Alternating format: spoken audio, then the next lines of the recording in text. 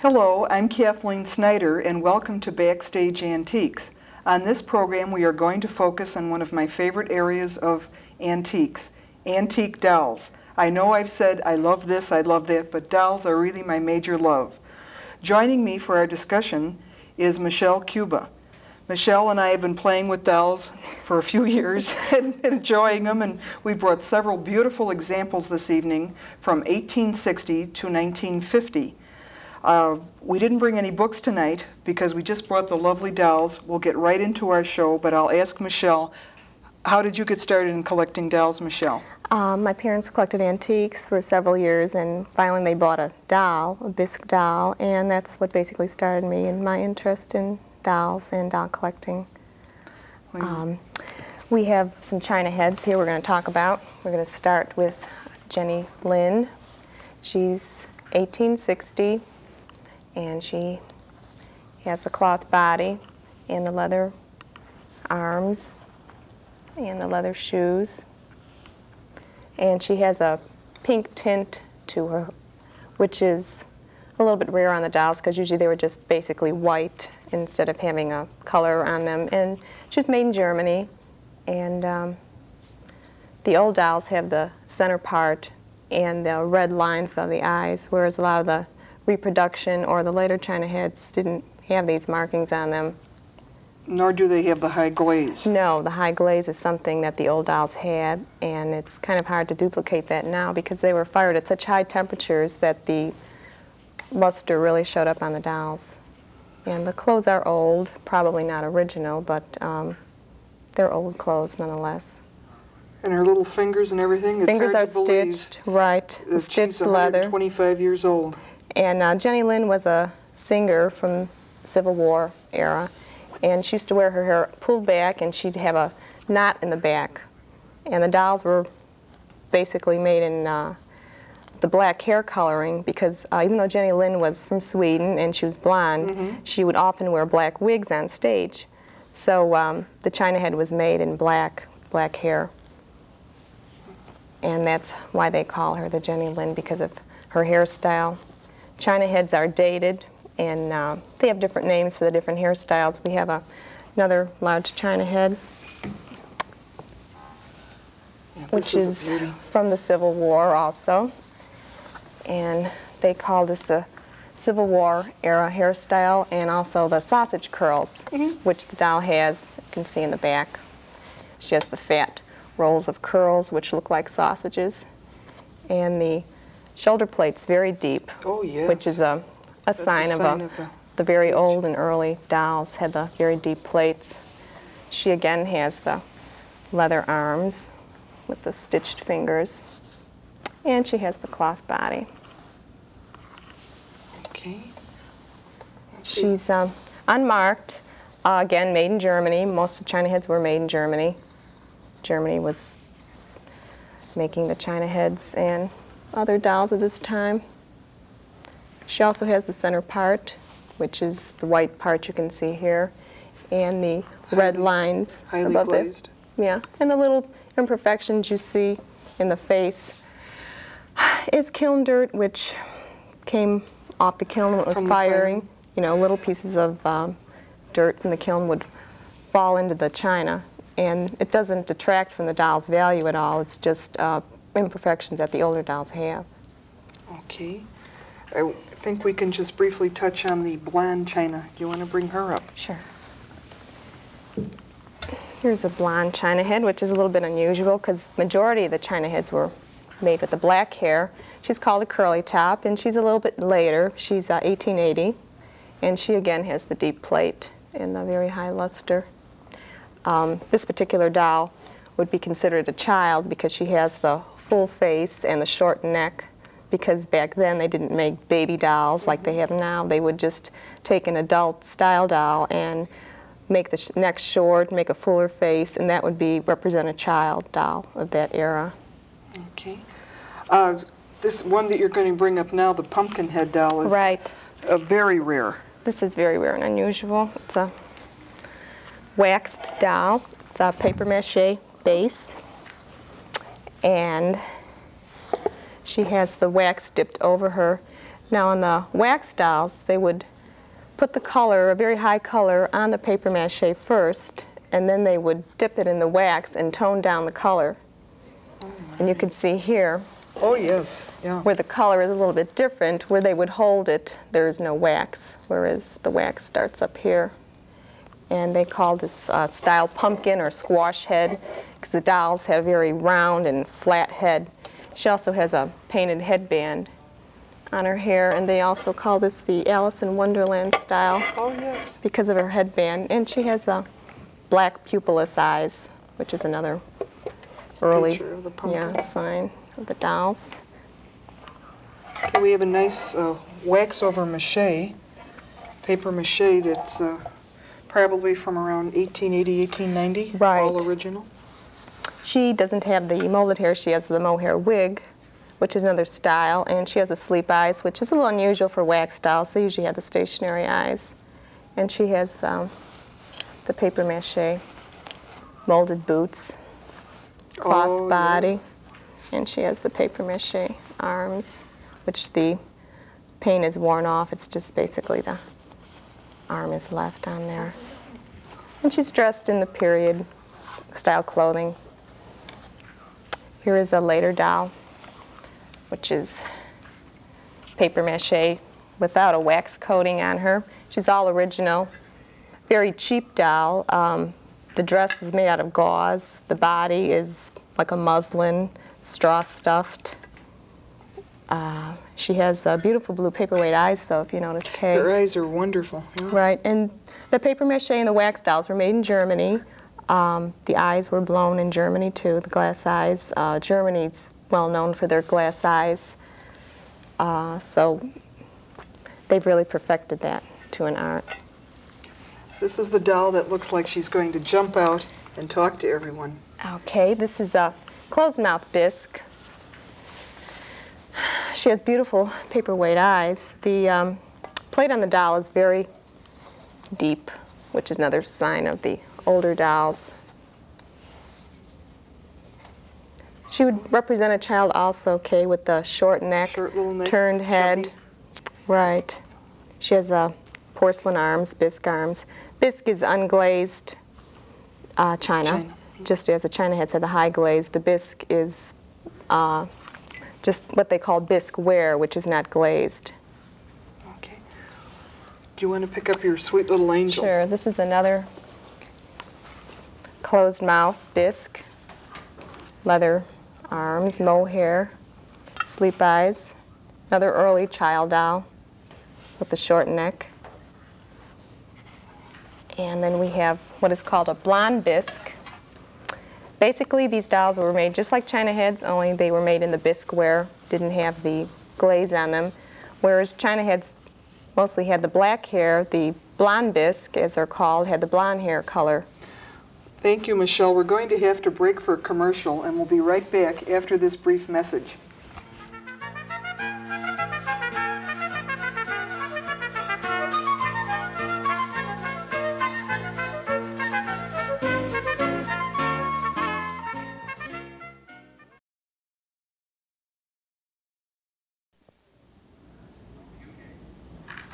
Welcome back. We are examining antique dolls with Michelle Cuba, and we are doing this segment in dolls from 1900 to 1920.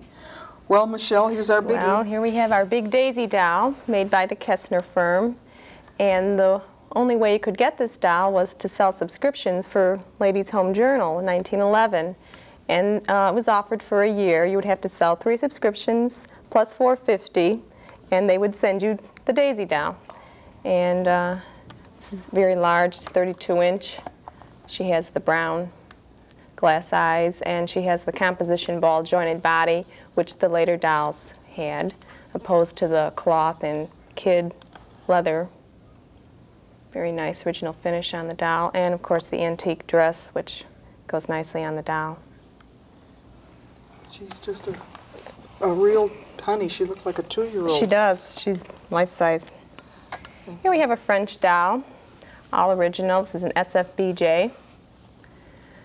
The French dolls had the very rounded joints, very smooth joints, movement. Dolls were strung with elastic so the children could pose them in different positions, more lifelike, rather than the stiffer cloth and leather bodies. She has the pierced ears, which the French dolls had, a human hair wig, and she has the blue sleep eyes, blue threaded sleep eyes. She's all original. She's all original. Her ears. Right, even her shoes are marked. Just beautiful. She's just The reason Michelle said that these were the round jointed, we'll point it out in a doll later on. We have a different name for one of those dolls. Okay. Our little black one. Here we have a black, rare black, very rare black German bisque doll. They call this, also call it the chocolate bisque, because actually the porcelain is black all the way through. It's not just painted on the surface like some of the black dolls were what they call painted bisque, which would be a white porcelain with a brown or black finish on, whereas this doll is actually black or brown clay, which goes all the way through. Okay, we have some babies here. Now we have babies. This is a Schönau and Hofmeister German baby. She has the old mohair wig, and she has the little composition baby body. Babies came on the scene in 1911 or so. They started making baby dolls as opposed to the adult and children type dolls. Thank heavens. I know. We also have another baby here. This is another German Kessner baby. Same type of body construction, same era. She has a cute little molded. Little Kessner baby. Yeah. Call the eyebrows fly away. I don't know if you noticed that, because they kind of go up in the air. Just like a little baby's fly away. Little babies fly away eyebrows, yeah. Okay. Our Duchess is the next one. This is a nice example of a bisque doll with a leather body.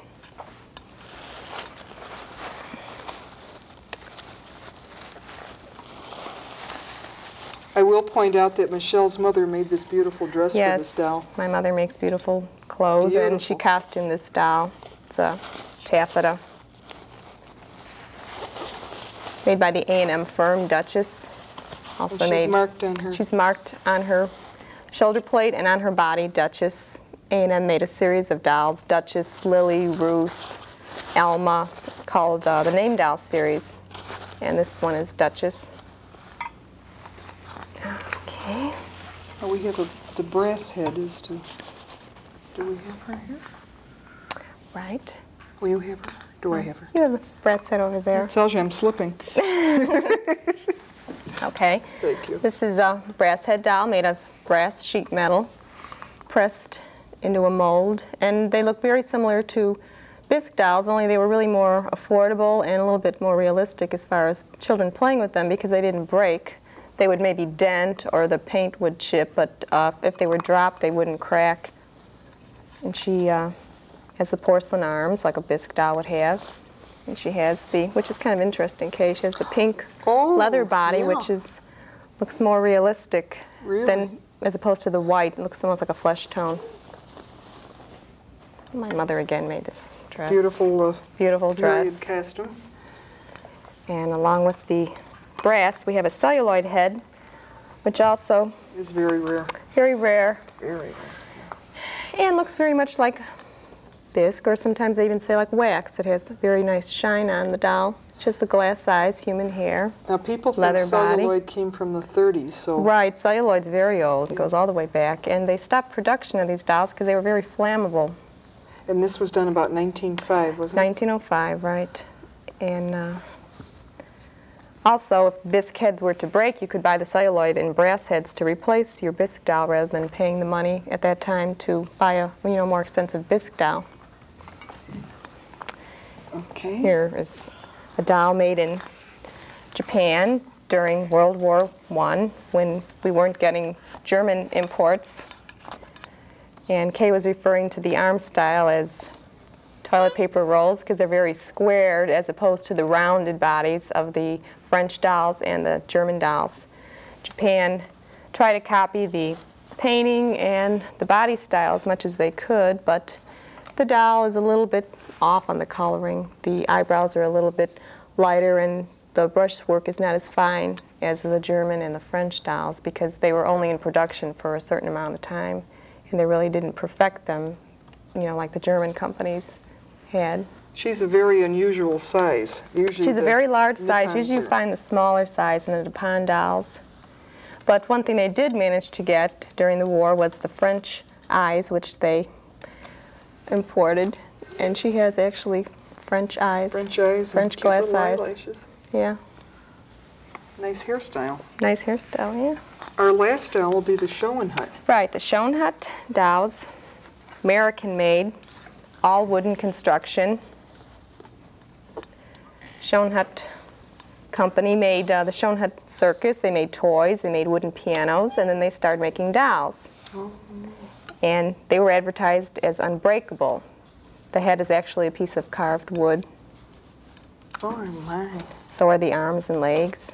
And they had joints called spring joints, which would not come apart as opposed to elastic. The elastic, they weren't yeah. strung with elastic. They had the metal spring joints. The arms, hands are carved too. Doll has a mohair wig. And we can see the markings on the doll back here. They had the Schoenhut label. Well, we need to take a short break, so we'll be back with more dolls from 1920 to 1950 right after this brief message.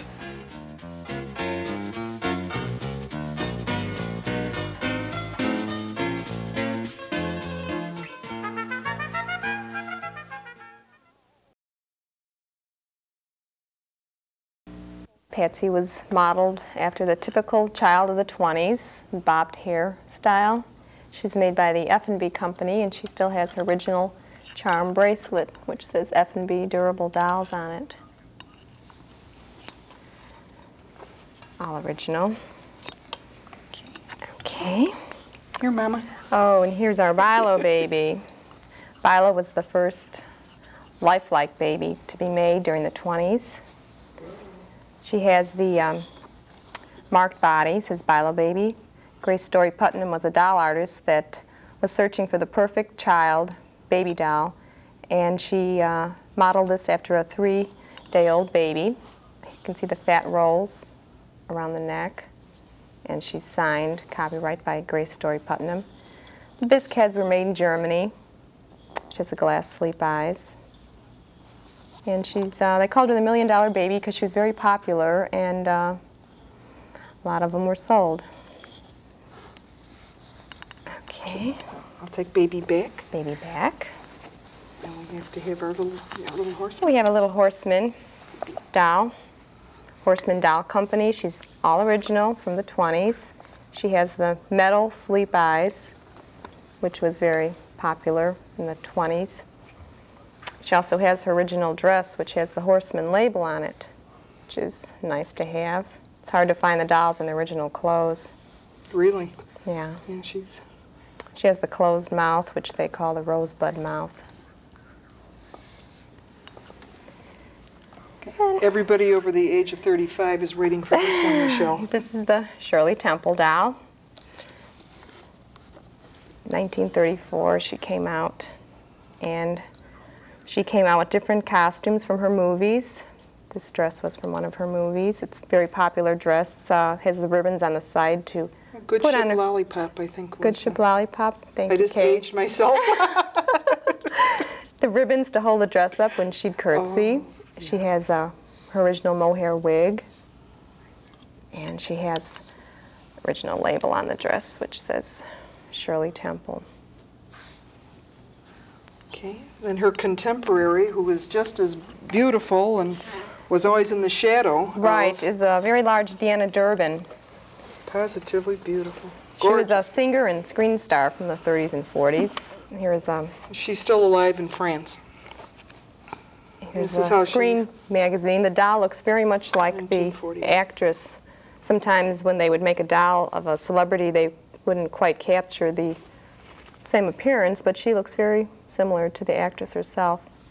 She also wore clothes from her movies. This is an original dress. She has pantaloons. And very unusual large size.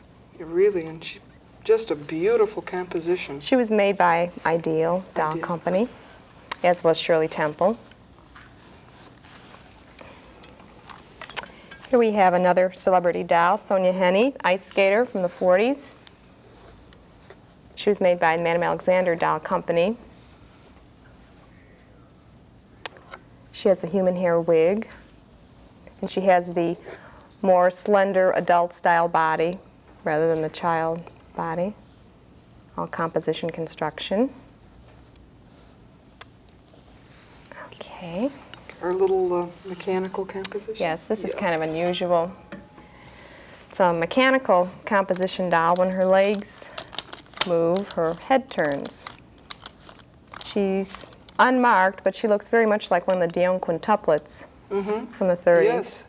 A lot of beautiful dolls weren't marked, or a lot of dolls were just marked with the label on their dress, and if the label is off or if they don't have the original dress, then you really don't know who the doll is.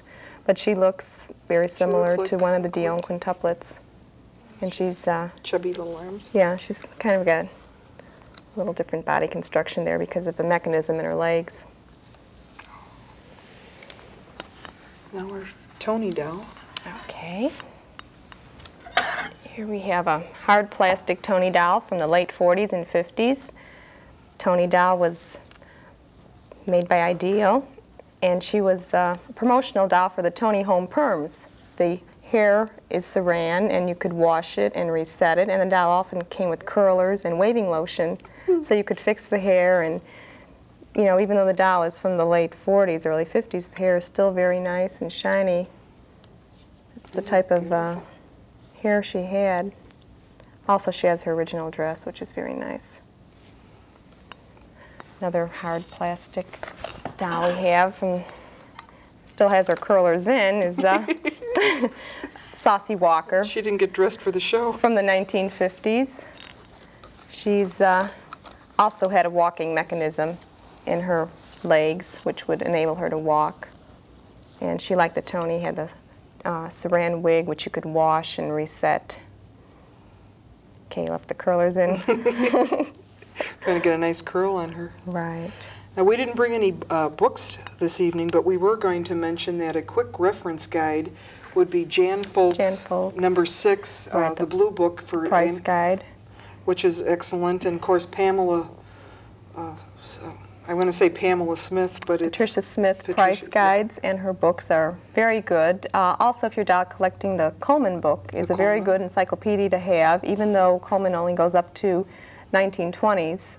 A lot of dolls, you know, are in there that early dolls, if you're collecting the early dolls, a lot of informative information in the Coleman Encyclopedia. Michelle, what is your favorite doll? I like the Viola. It's my favorite. I have one in each size. Oh. And I've always liked the babies, and I like the Viola. So she is my favorite doll, I would say. I also like the early china and wax dolls, which are kind of hard to find right now, but they've always been my favorite. Also, I've always liked very large dolls. A lot of the dolls that we've been using today are very large, and some people like to collect miniature dolls, which are nice if you don't have much cabinet space. Okay. Pincushion dolls, which are called the half dolls, are nice too to collect if you are limited to the amount of room you have, because they do take up a lot of room if you're collecting. I have mine in curio cabinets, bookcases. You can put them in high chairs. Okay. We're just about out of time, Michelle. I know I want to go on and on about all the different collections, but we have to close, and I want to thank you for bringing so many beautiful dolls this evening. Thank you, Kay. And it was probably one of our best informative programs we've had. We want to thank everybody for filming it tonight, and I'm sure they enjoyed. In fact, a comment was made that one of our dolls looks like one of our cameramen, Joey Zarimba. So we have a Joey Zarimba doll. And I hope to see everybody next time on Backstage Antiques. Thank you.